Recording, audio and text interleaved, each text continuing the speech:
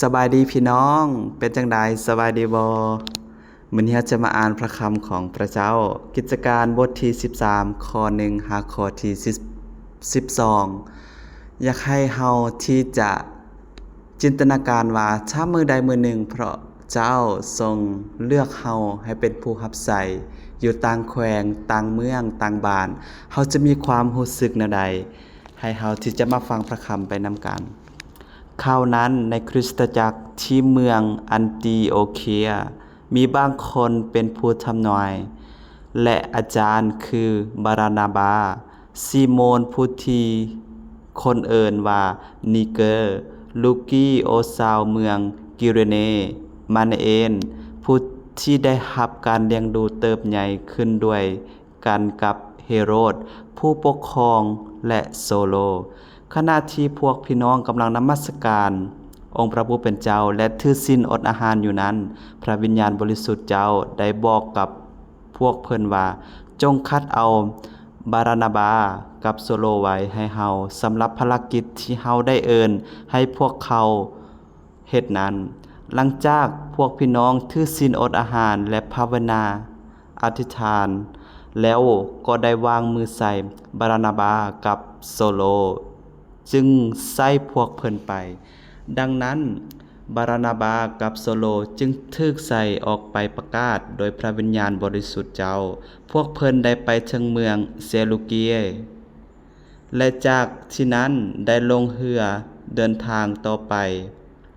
จนถึงเกาะไซปรัสเมื่อมาฮอดเมืองซาลามีแล้วท่านทั้งสองได้ประกาศพระธรรมของพระเจ้าในธรรมศาลาของชาวยิวโดยมีโยฮันมาระโกเป็นผู้ช่วยในเวียกงานนี้เมื่อท่านทั้งสองเดินทางไปตลอดทั่วทั้งเกาะนั้นก็ไปถึงเมืองปาโฟแล้วได้พบชายคนหนึ่งที่เป็นหมอเวทมนต์คาถาชื่อว่าบาระเยซูลาวแม่นคนยิวที่เป็นผู้ทำนวยปลอมคนที่เป็นเพื่อนอยู่กับเซคิโอโปโลผู้ปกครองเกาะที่เป็นคนเสลียวฉลาดผู้ปกครองเกาะได้เชิญบารานาบากับโซโลมาพบเพราะเพิ่นอยากได้ยินพระธรรมของพระเจ้าแต่เอลีมาตามชื่อคนเอิ้นเป็นภาษากรีกหมอเวทมนต์คาถาได้ขัดขวางท่านทั้งสองไว้โดยพยายามแยกผู้ปกครองให้หนีห่างจากความเสื่อแล้วโซโลผู้ที่มีชื่ออีกว่าโปโลที่เต็มไปด้วยพระวิญญาณบริสุทธิ์เจ้าได้เพ่งตาเบิ่งหมอเวทมนต์คาถาและว่าลูกของมารเอ๋ยเจ้าผู้เป็นศัตรูของบรรดาความชอบธรรมผู้เต็มไปด้วยกลอุบายและความชั่วหายทุกอย่าง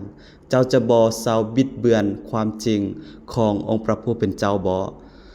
บัดนี้จงฟังมือขององค์พระผู้เป็นเจ้าจะล่องอยู่เทิงเจ้าเจ้าจะตาบอดและจะบ่เห็นแสงสว่างจนถึงเวลาที่กำหนดไว้ในทันใดนั้นตาของเอลิมาก็มืดมัวและงมเท้าหาหอบตัวเพื่อซอกหาคนจูงมือของตนเมื่อผู้ปกครองได้เห็นเหตุการณ์ที่เกิดขึ้นแล้วเพิ่นก็ได้รับเชื่อด้วยว่าเพิ่นงึดประหลาดใจในคำสั่งสอนถึงเรื่องขององค์พระผู้เป็นเจ้า